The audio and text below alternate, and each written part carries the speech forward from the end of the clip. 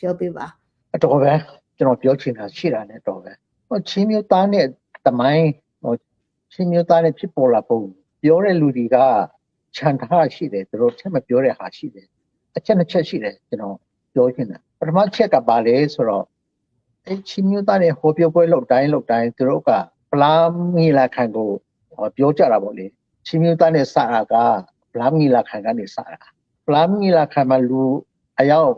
9000လာခဲ့တဲ့အကြောင်းတွေပြောကြတယ်ဒါပေမဲ့တော်တော်များများကအဲ့ဒီ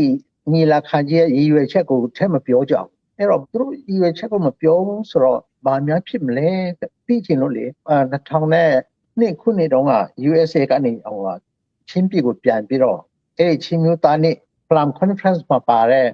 ပုံကူတူကိုကျွန်တော်အမေမြန်လုပ်ခဲ့တယ်အဲ့ဒီပုံကူကအဲ့1948ခုနှစ်လောက်အဲ့ဒီချင်းကာလတုန်းကနိုင်ငံရေးမှာသူလှုပ်ရှားခဲ့ခြေကြီးနဲ့တရက်မြို့ကိုတောင်ခြေရင်သွားသေးတယ်နိုင်ငံရေးကြောင့်မှတ်ဉာဏ်လည်းကောင်းတယ်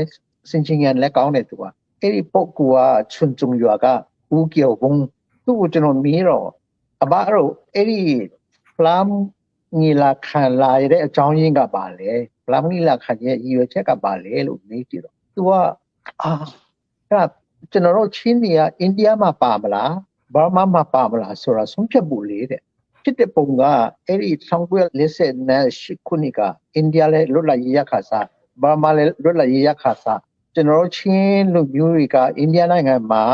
ပိုင်ကောင်းမလားပြည်တော်စုမြန်မာနိုင်ငံမှာပိုင်ကောင်းမလားဆိုတော့သူတို့စဉ်းစားတော့အဲ့ဒါဆုံးဖြတ်ဖို့လာကြပါလို့ခေါ်တာဖြစ်တယ်တဲ့အဲ့တော့ Plum Conference မှာသူတို့ဆွေးနွေးပြီးတော့ဆုံးဖြတ်တာ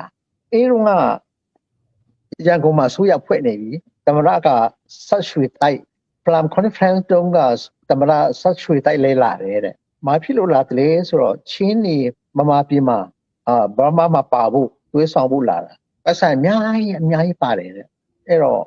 အချင်းကြီးဆုံးဖြတ်လိုက်တော့ပြည်တော်စုမြန်မာနိုင်ငံမှာပါဖို့ဆုံးဖြတ်လိုက်တယ်ပြီးတော့အဲ့တုန်းကအုတ်ချုပ်ခွင့်အာဏာဆိုတာလေချင်းနေလက်ထဲမှာရှိသေးတယ်အင်္ဂလိပ်တွေပြန်သွားတော့အုတ်ချုပ်ခွင့်အာဏာကငကူပိုင်ရှင်ချင်းနေတဲ့စီမှာထားခဲ့တယ်အဲ့ဒါရန်ကုန်အစိုးရကယူရှင်တော့အုတ်ချုပ်ခွင့်အာဏာကိုပြင်ရတာပါနဲ့သူတို့ယူလိုက်တယ်ဘယ်လိုယူတယ်လဲဆိုတော့ချင်းတောင်မှာရှိတဲ့ရွာစားနေစားတွေကိုအာဏာသိမ်းလိုက်တာ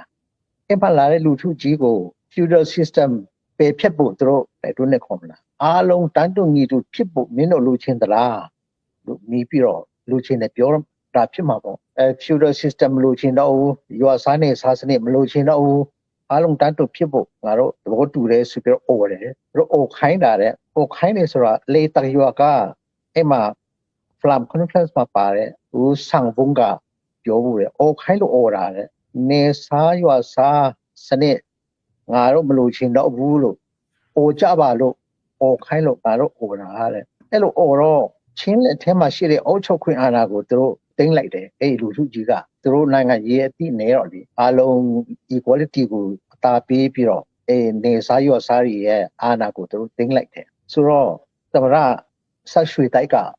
နှစ်ခုအောင်မြင်တယ်ချင်းနေပြည်တော်စုမြန်မာနိုင်ငံမှာပါဖို့အောင်မြင်သွားတယ်သူကနောက်ချင်းနေအာဏာအုတ်ချုပ်ခွင့်အာဏာသူရသွားတယ်အောင်မြင်မှုကြီးနဲ့ရန်ကုန်ကိုပြန်တော့ရန်ကုန်အစိုးရဝန်တာလွန်းလို့အဲ့ဒီခုချင်းနေမြန်မာပြည်မှာပါပြီသူတို့အုတ်ချုပ်ခွင့်အာဏာလည်းငါတို့ရပြီးပြီလို့သူတို့ရန်ကုန်အစိုးရရန်ဝန်တာလို့ချင်းနေကိုလက်ဆောင်ပေးလိုက်တယ်အဲ့လက်ဆောင်ကိုဦးကြီးချုပ်ဦးနုကိုရိုင်က